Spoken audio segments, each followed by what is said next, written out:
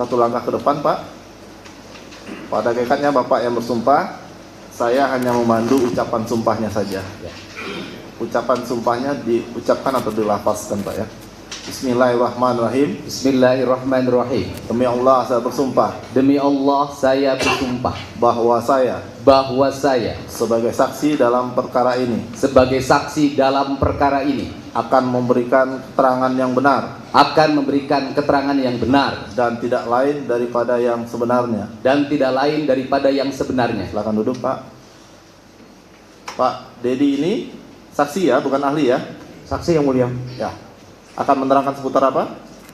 Beliau ini adalah yang pertama mengadakan penelusuran terhadap terungkapnya peristiwa ini. Kami ingin mendengarkan lebih jauh apa yang didapatkan selama melakukan penelusuran terhadap kasus Eki dan Vina. Baik, silakan untuk ditanyakan terlebih dahulu, Pak. Ya, Silakan, Pak. baik. Saudara saksi Kang Dedi, apakah Kang Dedi dalam keadaan sehat pagi ini? Sangat sehat. Sangat sehat ya, dapat memberikan kesaksian sebagai saksi testimonis de auditu ya, yang apa yang saudara saksi dengar, saudara saksi dapatkan dari hasil penuturan saudara saksi selama ini. Yang pertama kami ingin menyampaikan atau memberikan bertanya, apa yang saudara saksi lakukan pertama tertarik untuk melakukan penelusuran terhadap peristiwa Eki dan Vina di Cirebon ini? Yang membuat saya tertarik adalah pertama saya lihat tayangan di salah satu stasiun TV swasta di mana ada seorang terpidana yang baru keluar bernama Saka Tatal. Kemudian ada pengacara bernama Titin. Waktu itu mendapat serangan yang luar biasa, ketidakyakinan terhadap apa yang diucapkan, sehingga mereka berdua ini menjadi tertuduh yang luar biasa dari sebuah peristiwa yang terjadi 8 tahun yang lalu, tepatnya 27 Agustus tahun 2016. Sehingga berangkat dari situ saya mencoba untuk menghubungi Ibu Titin sebagai pengacara. Saya ingin bertanya apa sih sebenarnya yang terjadi. Kemudian saya diterima di rumahnya. Setelah diterima di rumahnya, saya minta bicara dengan Saka Tatal, dan secara kebetulan di kamarnya ada 4 orang. Ada Saka Tatal, ada orang tuanya Sudirman, orang tua laki-laki dan perempuan, dan ada kakaknya Saka Tatal.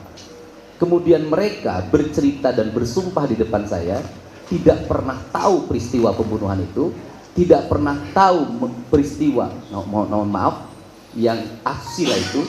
Kemudian juga dia bercerita bahwa pada peristiwa itu dia tidak ada di lokasi sebagaimana yang dituduhkan. Baik Saka Tatal, kakaknya maupun ayah dan ibunya Sudirman. Oke, sesudah saudara saksi mendengarkan keterangan itu, lantas apa yang saudara saksi lakukan untuk selanjutnya? Saya mencoba untuk mengungkap peristiwa itu berdasarkan hati dan pikiran yang saya miliki tanpa panduan dari siapapun. Dan setelah itu terjadilah penangkapan terhadap Peggy Setiawan. Ketika terjadi penangkapan pada Peggy Setiawan, saya mencoba menemui ibunya. Dan ibunya menangis, memeluk saya, bercerita bahwa pada saat terjadinya peristiwa itu Peggy Setiawan tidak ada di Cirebon, tapi ada di Bandung. Kemudian setelah itu saya mencoba, karena waktu itu yang menjadi saksi kunci adalah saudara AF, saya mencoba menemuinya di Bekasi. Dan kemudian AF meyakinkan pada saya bahwa dia melihat peristiwa pelemparan pengajaran yang terjadi di depan SMP 11. Berangkat dari itu saya mencoba mendatangi SMP 11. Kemudian di depan SMP 11 saya mencoba melihat di mana gang yang dimaksud dan di mana warung yang dimaksud. Karena saudara AF bercerita bahwa pada malam itu dia membeli rokok di warung. Kemudian saya mencoba menemui pemilik warung, seorang perempuan, di depan steam tempat AF bekerja, dan perempuan itu menyatakan bahwa kami tutup jam 4 sore dan kami tidak menjual rokok. Malam hari kami pulang. Setelah itu saya berjalan, tiba-tiba ada saudara Peri menemui saya dan dia menyatakan tidak benar peristiwa itu. Kemudian saya mencoba berjalan menemui warung yang ada di situ. Ternyata warung yang ada di situ satu-satunya yang menjual rokok sampai malam hari adalah warung Madura, warung yang menjual rokok. Dan kemudian saya mencoba mengukur dari warung Madura ke arah gang yang dimaksud. Ternyata jaraknya hampir 150 meter. Terjadi peristiwanya malam hari. Orang pada malam hari jarak 150 meter tanpa pencahayaan yang memadai bisa melihat segerombolan orang melakukan pengejaran, pelemparan, hafal motornya, hafal warnanya, hafal jenis motornya, dan hafal nama orangnya. Menurut saya, kita belajar logika, itu bertentangan dengan logika kita, itu penyesatan pikiran. Kemudian setelah itu saya bertemu lagi dengan beberapa orang penjual sayur yang menyatakan bahwa pada malam itu anak-anak ikut mengangkat sayur. Bertemu lagi dengan pemilik warung dan mewawancarai pemilik warung Madura itu dan bersumpah di depan saya tidak ada peristiwa pelemparan, apalagi mengangkut orang dalam keadaan sekarat dari jembatan layang menuju belakang steam. Pada malam hari dia pasti melihatnya. Dan itu jaraknya relatif jauh. Kemudian setelah itu juga saya bertanya, menelusuri, saya bertemu lagi dengan ibunya Eko. Ketika bertemu dengan ibunya Eko, dia bercerita bahwa anaknya pada malam hari itu berkumpul di rumahnya warung Ibu Nining.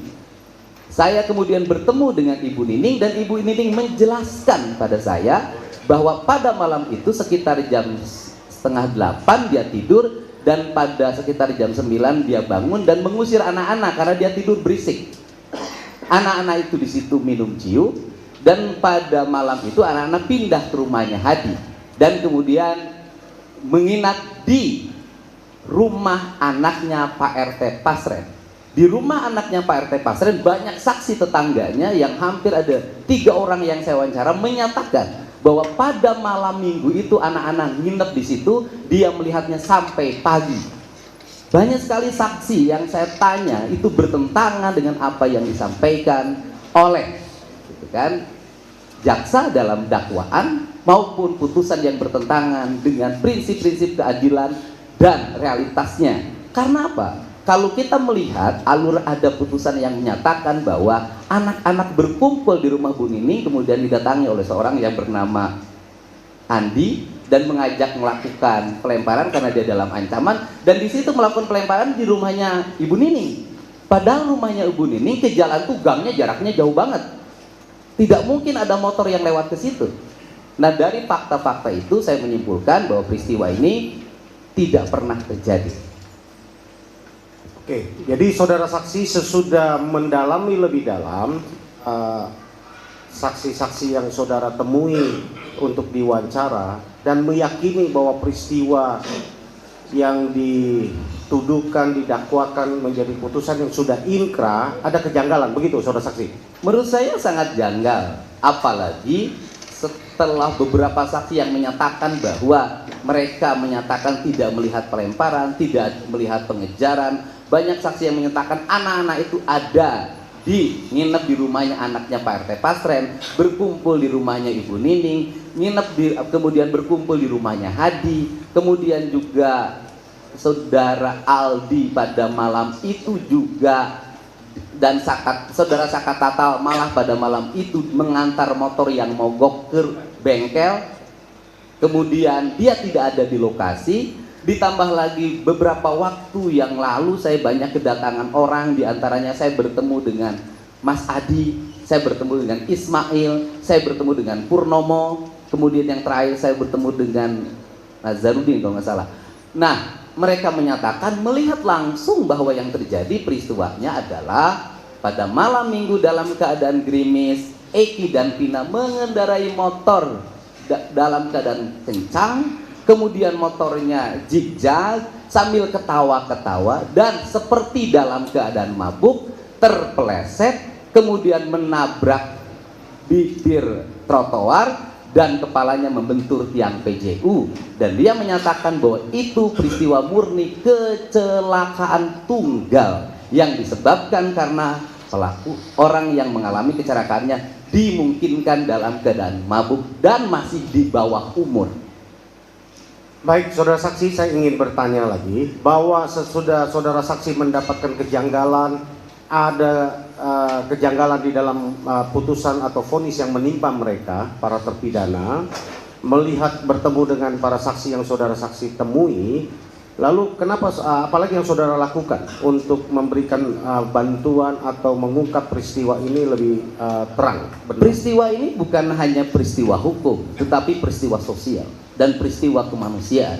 Dan peristiwa kemanusiaan ini, maka saya sebagai seseorang yang tinggal di Jawa Barat harus memberikan bantuan bagi siapapun yang mengalami problem sosial.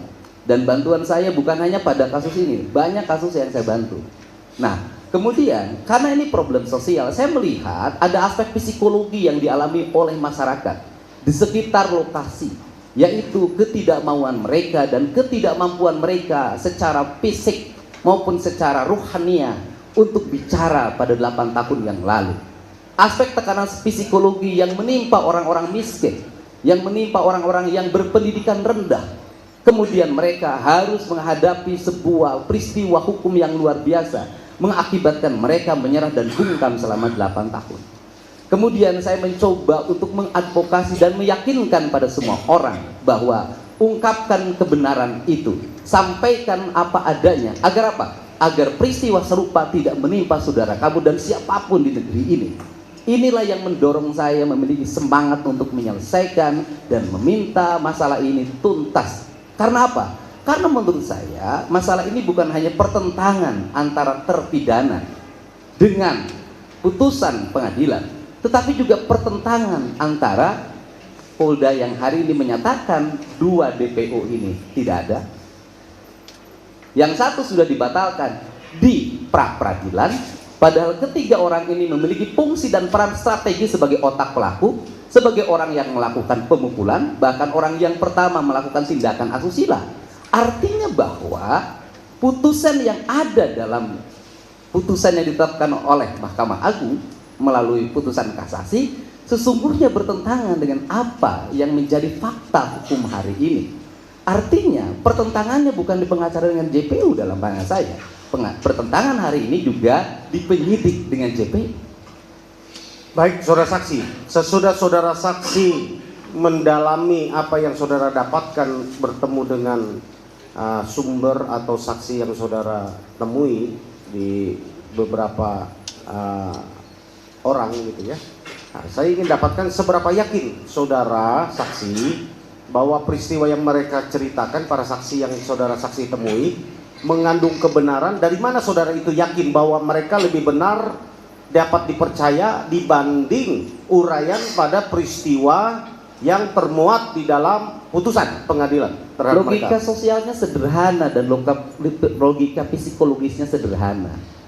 Apa dasar orang-orang kecil dari Kudus? Apa dasar orang-orang miskin dari Bekasi bertemu dengan saya? Apa dasar saudara Dede ingin dipenjara karena merasa berbohong pada tahun 2016? Dasarnya cuma satu, mereka punya hati. Dan bagi saya kebenaran yang tertinggi bukan kebenaran akal. Kebenaran yang tertinggi adalah kebenaran hati. Akal bisa diakal-akali, tapi hati nggak bisa dibohongi.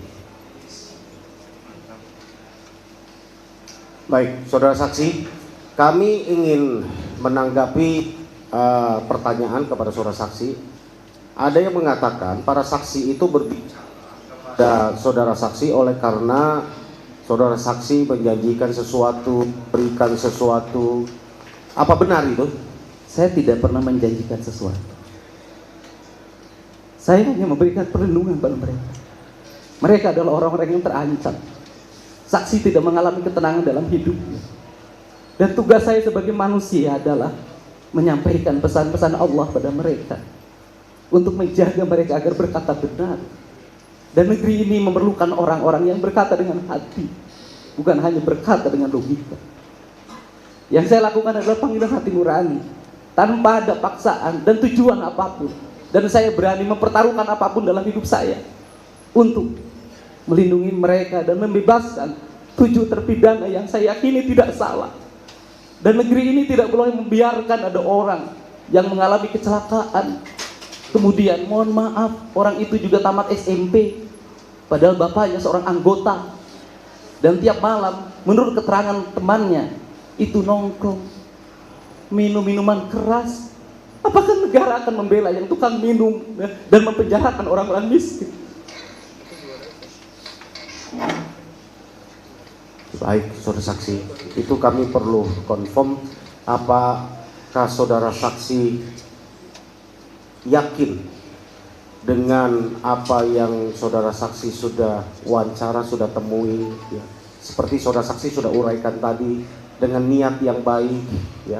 Walaupun ada yang menghembuskan terkait bahwa saudara mengambil keuntungan, saudara mengambil momen terkait dengan pencalonan saudara menjadi gubernur, ya.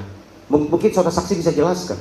Yang pertama, bahwa saya meyakini betul kebenaran orang-orang kecil. Saya meyakini betul orang kecil, orang bodoh yang tidak tamat SD berkata dengan hati. Kemudian yang kedua, persoalan pengambilan momen politik bagi saya nggak ada kaitannya. Sebelum kasus ini saya sudah memiliki elektabilitas yang cukup kalau ngomong politik. Sebelum kasus ini medsos saya sudah memiliki pengikut yang banyak. Dan kalau bicara politik, pertanyaan terbalik, apakah saya sebagai seorang politisi tidak mengambil resiko dan saya juga mengambil resiko. Dan saya juga beresiko. Tetapi orang harus mengambil resiko untuk sebuah kebenaran. Sesudah saudara saksi mendapatkan semua fakta yang dijelaskan tadi, apa yang menjadi alasan utama saudara saksi membawa kasus ini untuk ditangani ke Bapak Profesor Dr. Otto Hasibuan? Karena ini harus ditangani oleh orang yang profesional. Tetapi di balik itu, ini juga harus ditangani oleh orang yang melihat. Dan saya melihat Pak Otto seorang profesional pada profesi sebagai seorang advokat dan pengacara, tetapi dia sering menangani persoalan-persoalan yang mengandalkan hati untuk melakukan pembelaan. Saya sering menangis ketika melihat dia bersidang dan melakukan pembelaan terhadap klien. Dan dari situ saya berharap kasus ini bisa selesai di tangan Pak Otto. Walaupun selesai kasus ini, Pak Otto hanya mengantarkan, karena yang memutuskannya adalah Yang Mulia Hakim Mahkamah Agung. Saya pikir apa yang saudara saksi lakukan sungguh sangat mulia dan dapat membuat terang satu peristiwa ini. Ya. Saudara masih ingat berapa saksi yang saudara saksi pernah wawancarai selama ini? Data-datanya sudah disampaikan, saya sudah lupa berapa ya, karena terlalu banyak. Dan saya tidak mau mengingatnya, ya, karena yang harus diingat terlalu banyak. Terima kasih, dari saya cukup. Baik, saya lanjutkan. Saudara saksi tadi mengatakan ada kejanggalan. Ada nggak yang spesifik kejanggalan dari kejadian ini? Kalau saya bukan spesifik ya, semua hal janggal kok. Jadi nggak bisa dikatakan ada yang spesifik dari kejadian. Semua hal janggal. Semua janggal. Semua janggal. Silakan, dari seluruh prosesnya janggal. Dari apa yang dituduhkan janggal. Putusannya juga janggal. Nah, dari kejanggalan-kejanggalan ini kemudian saudara saksi mengadakan atau membuat langkah-langkah seperti tadi yang disebutkan, membawa kepada Pak Otto dan lain sebagainya. Kira-kira saya menganggap saudara saksi adalah tokoh di Jawa Barat ini. Apa sih yang saudara inginkan dari kejadian ini, kok demikian menggebu-gebu, demikian bersemangat dan lain sebagainya? Yang saya inginkan adalah catatan sejarah. Tidak boleh ada sebuah peristiwa orang dihukum tidak bersalah.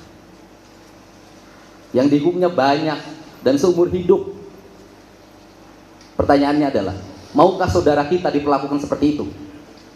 Maukah anak kita diperlakukan seperti itu? Maukah cucu kita diperlakukan seperti itu? Tidak. Jangan sampai ada karma karena peristiwa ini. Ya. Selanjutnya saudara saksi, Saya kira itu jawaban yang nanti majelis hakim agung yang akan menilainya. Ya. Tapi saya akan menelisik lagi mengenai soal peninjauan kembali yang kami lakukan untuk membantu 7 terpidana ini.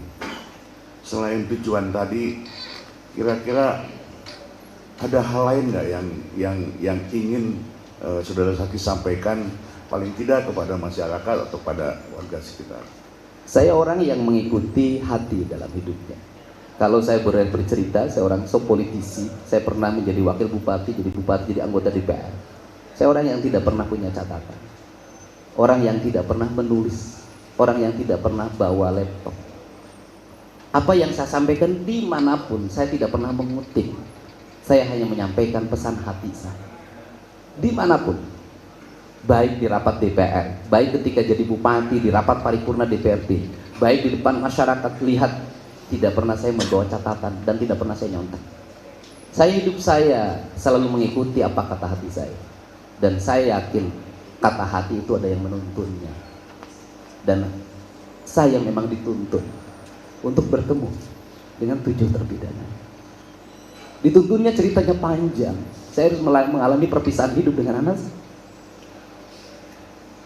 Selama 3 tahun saya hidup sendiri, dan ternyata Allah menjawab kesendirian saya bahwa saya harus bertemu dengan 7 terpidana ini. Kalau saya tinggal di rumah sebagai orang yang memiliki kecukupan, menimang anak saya yang paling kecil, saya hidup bahagia dengan keluarga, mungkin saya tidak akan pernah dipertemukan dengan 7 orang ini.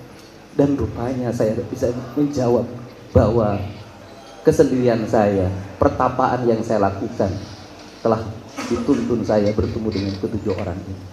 Sulit dijelaskan secara logika, tapi bagi orang yang senang terhadap proses-proses pembenahan diri dan spiritualitas akan memahami. Ya, baik. Terima kasih banyak, saya juga jadi tersentuh nih. Terakhir, saya ingin menanyakan, dari semua rangkaian kegiatan dari awal saudara ikuti sampai hari ini, saudara saksi meyakini mereka tidak melakukan perbuatan itu? Saya meyakini mereka tidak berbuat karena peristiwanya bukan pembunuhan tapi kecelakaan. Artinya saudara saksi meyakini mereka bukan pembunuh?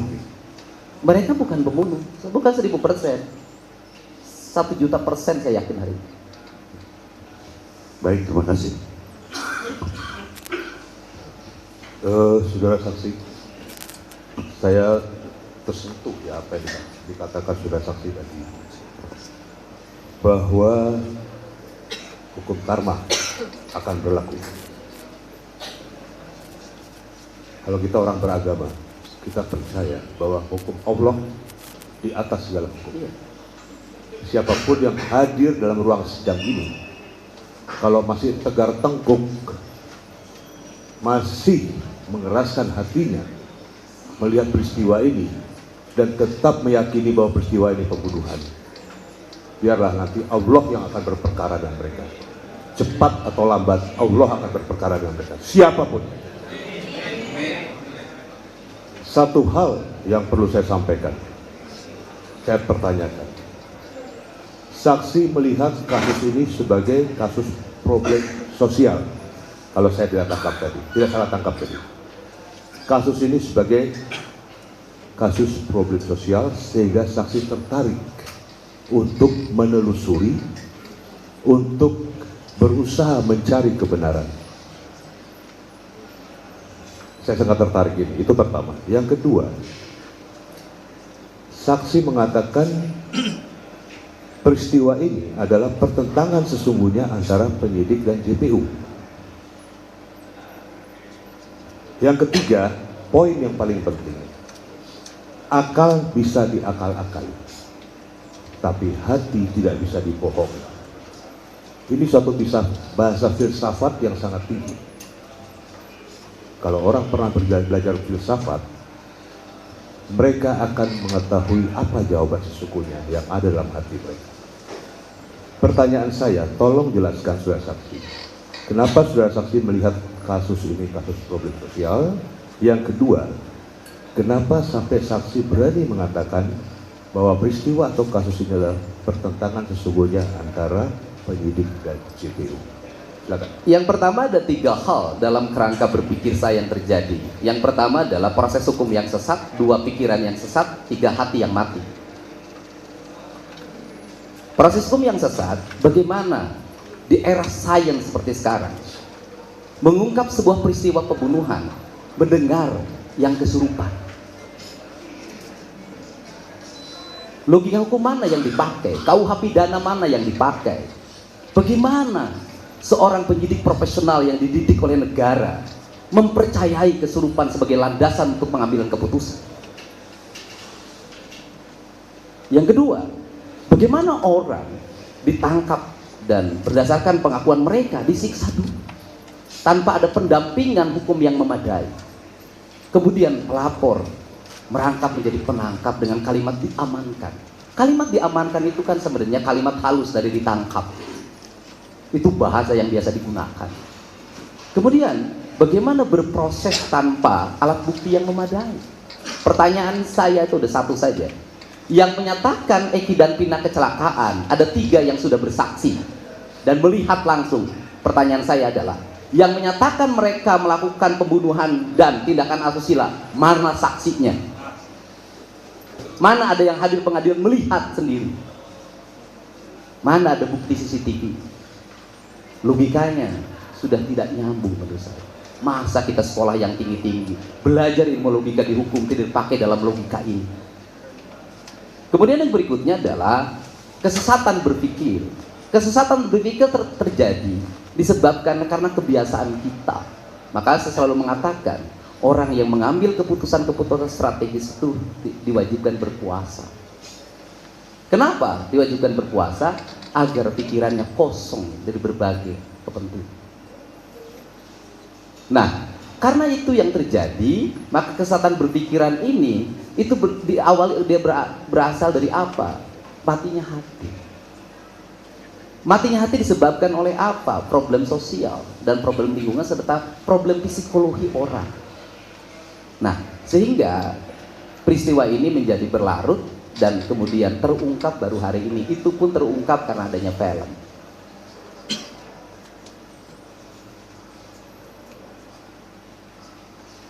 Dan menjadi ramai lagi karena Peggy ditangkap. Baik, saudara saksi, jawaban saudara saksi sangat normatif, tapi realistis. Saya ingin menanyakan pada saudara saksi, tadi saudara saksi mengatakan ada 3 orang yang melihat para pemohon pada saat peristiwa ada menginap di rumah anak Pak RT Pasrek. Yang kedua, ada saksi yang melihat adanya kecelakaan tunggal. Apakah saksi pernah langsung bertemu dengan orang-orang tersebut untuk mewawancarai? Baik, yang disebut dengan pertentangan kan begini. Pada waktu penangkapan Peggy kan dibebaskan di peradilan, di pra-peradilan. Artinya bahwa satu DPO itu sudah dinyatakan gugur oleh pengadilan. Artinya peristiwa itu peran Peggy dulu tidak ada. Setelah itu Dani dan Andi itu juga dibatalkan. Padahal mereka memiliki peran penting. Kalau ketiga orang ini sudah dianggap tidak ada dalam kasus ini, berarti peristiwa pembunuhan tidak ada, diangkut tidak ada, asusila nggak ada. Kan harusnya punya logika dong. Masa kita bertahan pada sesuatu yang kita bantah sendiri? Terus kemudian, apakah saya mewawancara? Saya mewawancara mereka, bertanya pada mereka. Mereka meyakinkan pada diri saya.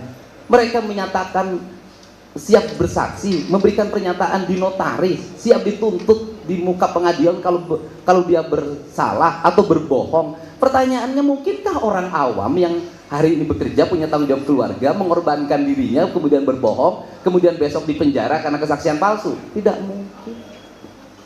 Berarti apa yang sampaikan dia yakini kebenarannya. Baik, saudara saksi. Satu hal lagi yang terakhir saya ingin pertanyakan. Tadi saudara saksi yang terakhir saya tangkap menyatakan peristiwa asusila atau dalam kurung pemerkosaan tidak pernah terjadi. Kalau kita melihat dari hasil visum et repertum, memang dinyatakan ada cairan tertentu, tapi tidak pernah diperiksa DNA dari cairan itu milik siapa. Sehingga untuk meyakinkan masyarakat siapa yang melakukan asusila itu, seharusnya dilakukan tes DNA. Tapi tes DNA itu tidak pernah dilakukan sampai sekarang. Ada yang menyatakan lebih dari 10 hari sudah terhapus dan sebagainya. Orang mati yang sudah berpuluh tahun bisa tes DNA dari gigi, dari rambut. Karena kami pernah belajar tahun 80-an di Fakultas Hukum, namanya ilmu kedokteran kehakiman. Semua kami dapatkan itu. Tetapi logika karena tidak pernah dites DNA, tetapi sampai sekarang pun tetap diyakini baik oleh penuntut umum, oleh hakim yang mengadili bahwa terjadi peristiwa asusila. Bagaimana menurut saksi? Kalau menurut saya kan logika sosialnya sederhana kok. Kita ini pernah muda, saya biasa ngasuh anak-anak muda. Kalau berdasarkan keterangan Widi, kan mereka putus tuh, kemudian bertemu lagi. Gimana sih kangennya orang putus kalau bertemu lagi? Cukup saya menjelaskan. Terima kasih, sudah saksi. Terima kasih, Kang Diri, saksi. Saya sungguh-sungguh berterima kasih atas kehadiran Pak Dedi yang memberikan perspektif melihat peristiwa ini dari perspektif di luar hukum, yaitu sosial dan kemanusiaan. Jadi ini melengkapi kita tentang apa yang akan kita lihat dari peristiwa ini. Pertanyaan yang ingin saya sampaikan kepada Pak saksi adalah, sejak kapan Pak Dedi itu saksi memiliki kepedulian kepada hal-hal yang kemanusiaan, dan sampai kapan? Terima kasih. Ya, saya bertindak kemanusiaan sudah sejak kecil, Pak. Bukan baru hari ini. Saya kuliah membiayai sendiri, ya sebenarnya nggak boleh bercerita begitu. Saya kuliah membiayai sendiri, jualan bala-bala, Pak. Tapi saya punya anak asuh, Pak. Saya jadi anggota DPR, saya konsen pada sosial. Saya jadi wakil bupati, konsen pada sosial. Cuma bedanya waktu itu belum ada rekaman, belum ada video, sehingga terdokumentasikan. Itu setelah saya bupati periode kedua, itu pun tidak terlalu konsen dan direkam betul dan didokumentasikan setelah saya jadi anggota DPR, karena itu kebutuhan agar masyarakat melihat bahwa anggota DPR itu ada kerjanya, ada produksinya. Jadi kalau lihat konten sejarah kehidupan saya, konsen terhadap masalah sosial bukan hal baru. Nggak tahu sudah berapa deh yang dibantu. Dan urusan hukum seperti ini juga bukan hal baru. Sudah banyak yang saya bantu. Saya punya pengacara di Purwakarta yang khusus menangani kasus-kasus sosial. Sampai hari ini saya punya, yang saya biayai untuk menangani orang-orang miskin yang berperkara. Baik, terima kasih sudah saksi. Tadi sudah saksi sudah sampaikan. Sekali lagi, saya mengetuk pintu hati kita semua yang hadir dalam ruangan ini. Janganlah tegar tengkuk, janganlah mengeraskan hatimu, karena nanti Allah Subhanahu wa Ta'ala yang akan berperkara dengan kalian. Baik pribadi, keluarga kalian, istri, anak, suami akan mendapatkan. Terima kasih. Cukup ya? Baik, saya kira cukup. Ya, terakhir ya, Pak. Ya, terakhir. Silakan, Pak. Oke, saksi, untuk mempersingkat, saya langsung ke pertanyaan aja. Tadi saksi menyatakan ada peristiwa kesurupan, mungkin bisa dijelaskan siapa yang kesurupan, karena saya lihat di podcast saksi juga bertemu dengan 2 orang yang menceritakan tentang peristiwa tersebut dan apa kaitannya dengan perkara ini. Iya, ya kesurupan tuh Linda, dan saya tuh orang yang sampai hari ini nggak percaya tuh kesurupan. Orang kesurupan tuh ada problem psikologi, dan Linda itu ada problem psikologi. Problemnya adalah sejak kecil ditinggalkan oleh bapak. Karena sejak kecil ditinggalkan oleh bapaknya, maka ada rasa sakit dalam jiwanya, karena dianggap bapaknya tidak bertanggung jawab pada dirinya. Dan orang yang seperti itu biasanya sangat cepat untuk berhalusinasi. Oke, langsung aja saksi. Apa yang diceritakan Linda pada waktu itu? Ya, Linda kalau dicerita di podcast saya, ya nggak bisa menceritakan, kata dia. Kan masa orang kesurupan bisa menceritakan lagi apa yang diucapkan? Terus ada yang lain nggak yang melihat orang si Linda kesurupan? Ya Linda itu kesurupan direkam oleh kakaknya Vina. Oke, Linda kesurupan direkam oleh kakaknya Vina. Kemudian selanjutnya? Ya walaupun dari sisi logika nggak masuk akal. Oke. Kenapa? Karena jarak dari rumah kakaknya Vina ke Linda 20 menit. Masa yang kesurupan nunggu dulu direkam? Oke, rekaman itu kemudian dikemanakan sama kakaknya Diserahin ke Marliana ya namanya? Diserahin ke Ibtu Rudiana. Oh, rekaman Linda tersebut diserahkan ke Ibtu Rudiana. Nah, setelah berdasarkan keterangan mereka, siapa nama kakaknya Vina tuh? Saya nggak tahu namanya. Nggak Saya tahu kakaknya Vina aja. Oh, kakaknya. Setelah diserahkan ke Rudiana, diapakan itu rekaman itu? Ya mungkin menjadi salah Benar. satu bahan kecurigaan. Sehingga- Artinya setelah Rudiana menerima rekaman, turun melakukan penyelidikan. Iya. Berdasarkan keterangan mereka. Cukup yang mulia. Cukup ya? Ya, menekankan saja sedikit. Jadi saudara saksi bahwa semua persoalan ini, kegaduhan ini, kejanggalan ini semua, karena menurut saksi didasari oleh Mystic Crime Investigation. Ya, apakah menurut saksi seperti itu? Iya, menurut saya pertama ada landasan mistik yang dijadikan dasar dan itu bertentangan dengan prinsip-prinsip hukum modern. Yang kedua juga ada emosi. Emosi apa? Satu, emosi yang membakar saudara Aep karena pernah digerebek oleh terpidana. Karena temannya bawa perempuan ke tempat kosnya. Itu menimbulkan dendam dan Aep sendiri menyatakan dendam di wawancara saya. Dan kemudian yang kedua, ada juga kemarahan yang dialami oleh Pak Rudiana atas meninggal anaknya. Kan api bertemu api itu bisa membakar.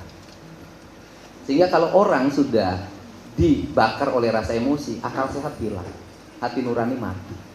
Makanya menurut saya tidak boleh seseorang yang punya kuasa menangani sebuah perkara yang melibatkan keluarganya. Karena logika dan hatinya tidak akan bekerja. Yang bekerja adalah emosi. Makanya saya tadi ditanya oleh hakim, apakah ada kaitan saudara dengan terpidana? Kan itu logikanya. Saya jadi saksi aja tidak boleh ada kaitan saudara, apalagi yang menangani perkara.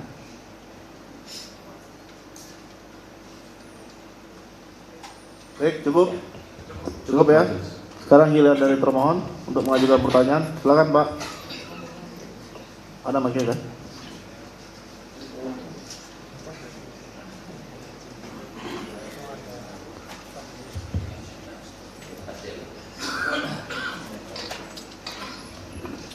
Saudara saksi Bapak Edi Mulyadi Sarjana Hukum, Ya, selamat datang terima kasih.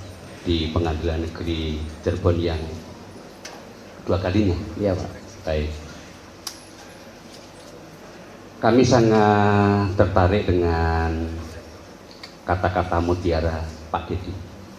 Kami sangat mencermati kebenaran hati yang tertinggi, catatan sejarah tidak boleh dihukum seumur hidup jika tidak bersalah. Betul, Pak ya? Betul. Ungkapkan kebenaran itu dan sampaikan apa adanya. Ya, Seperti itu, Pak ya. Baik. Apakah Bapak sependapat jika kehadiran kami di sini, tim para termohon juga dalam rangka mengungkap kebenaran material? Ya, pertama kehadiran Bapak adalah sebagai orang yang mempertanggungjawabkan terhadap tuntutan yang pernah Bapak lakukan secara institusional. Artinya kedatangan Bapak karena tugas. Baik, terima Kalau kasih. saya karena hati.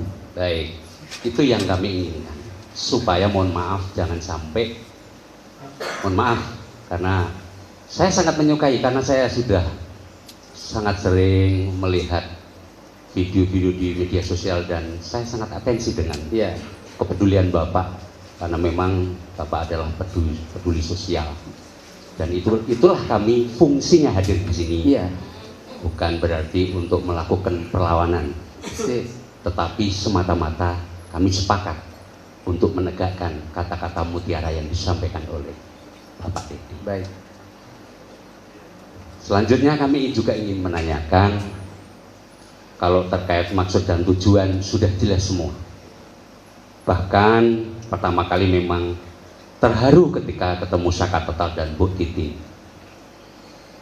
dan menceritakan tentang proses seperti ini. yang kami ingin pertegasan, kami juga ingin penegasan dari saksi. Apakah semua saksi-saksi yang dianggap novum atau fakta yang sudah dihadirkan oleh pemohon, apakah akhirnya juga memang yang ditemui oleh Pak Dedi sebagian besar adalah hadir di persidangan ini? Ya, sebagian besar saksinya hadir di persidangan. Baik. Apakah pada waktu Pak Dedi katakanlah melakukan pendekatan mencari saksi-saksi sekitar ini, apakah Pak Dedi juga mencoba untuk menarik dari sisi orang tua korban? Mohon maaf, pernahkah? Oh, orang tua korban, saya kan menemui keluarga Pina juga. Sebelum menemui saksi-saksi yang berkembang sekarang, saya menemui keluarga Pina. Ada juga berarti ya? Ada, Jadi wawancaranya ada keseimbangan. wawancara ibunya, wawancara Pina, wawancara Linda. Yang saya tidak bisa bertemu dengan Pak Ibtu Rudiana saja. Baik. Jadi survei itu bukan hanya sepihak, tetapi memang Pak Dedi mencoba untuk melakukan perimbangan. Iya, bahkan saya ingin mencoba bertemu dengan ibunya Eki, tapi tidak berhasil. Tidak berhasil. Baik. Selanjutnya, apakah ketika ketemu Bu Titin, Bapak juga pernah menanyakan upaya-upaya maksimal yang telah dilakukan beliau selaku penasihat hukum? Karena walaupun bagaimana kan, mohon maaf ya, ada persidangan pertama, ada banding, ada kasasi. Apakah itu Bapak sebagai peduli hukum dan peduli penegakan hukum juga ada ditanyakan seperti ini? Iya, saya menanyakan pada Bu Titin sejauh mana upaya ibu melakukan pendampingan. Dan dia selalu mengatakan susah waktu itu kita melakukan pembelaan secara sempurna karena peradilannya tertutup meskipun dalam putusannya dinyatakan terbuka.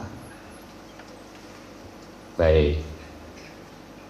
Karena mohon maaf kalau saya berbeda pandangan, kalau mungkin saya keliru mendengarkan dan melihat.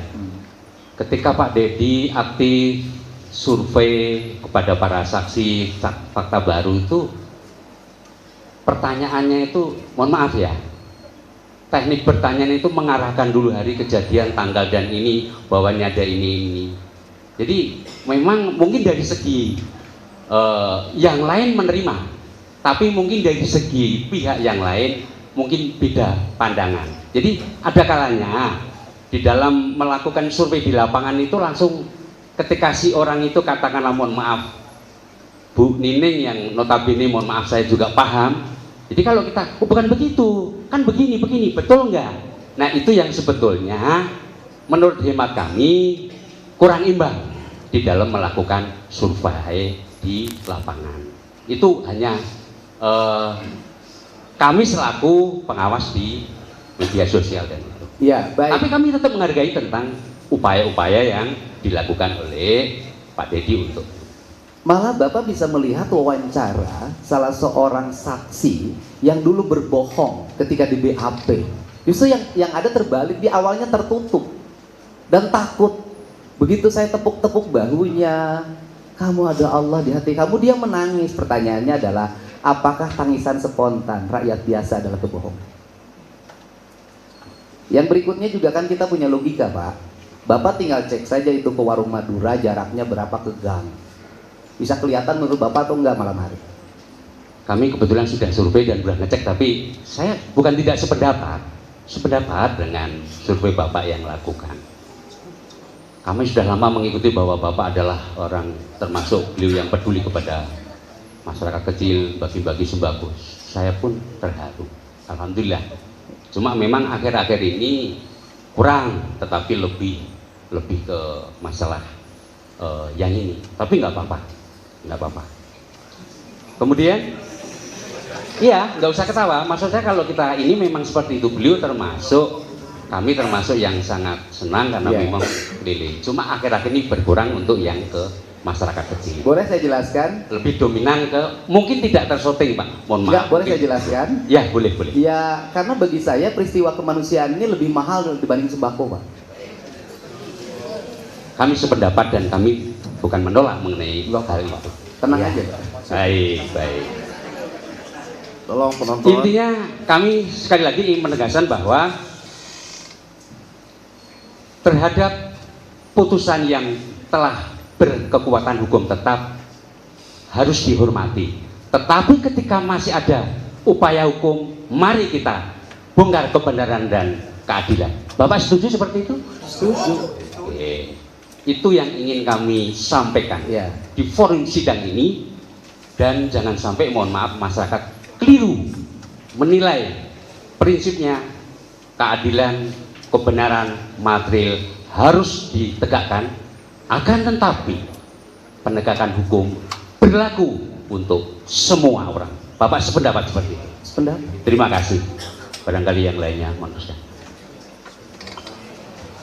Izin yang mulia, kalau saya hanya untuk dicatat ya, karena Pertanyaan dulu Pak, ada pertanyaan enggak pada enggak, saksi? enggak. Ini hanya untuk dicatat kembali penegasan sebagaimana tadi pertanyaan dari teman-teman pemohon dan termohon bahwa ini disepakati sifatnya hanya testimoni auditu. Kemudian terkait asumsi saksi sah-sah saja karena itu untuk kepentingannya silakan.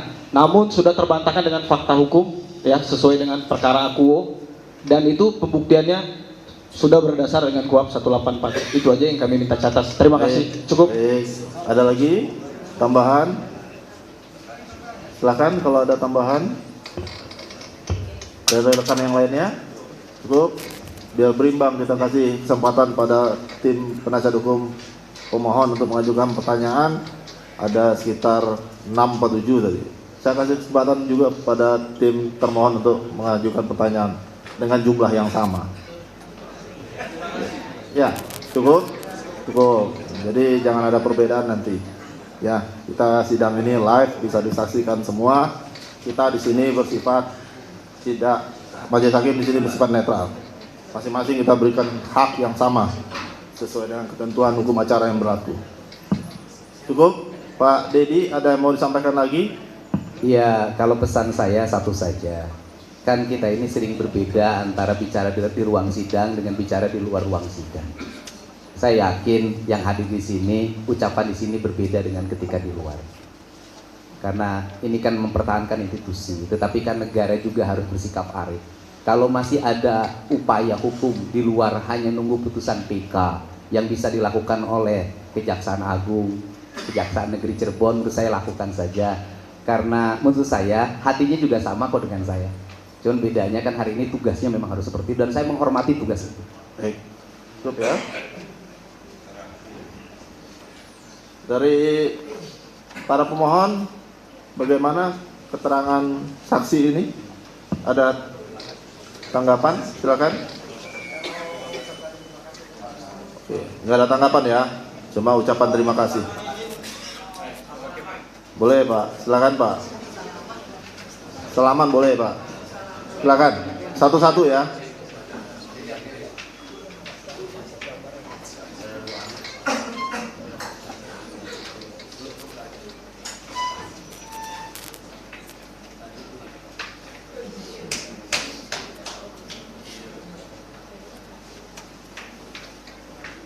Bagi yang udah salaman, silakan kembali ke tempatnya untuk memberikan kesempatan pada temannya yang lainnya untuk bersalaman.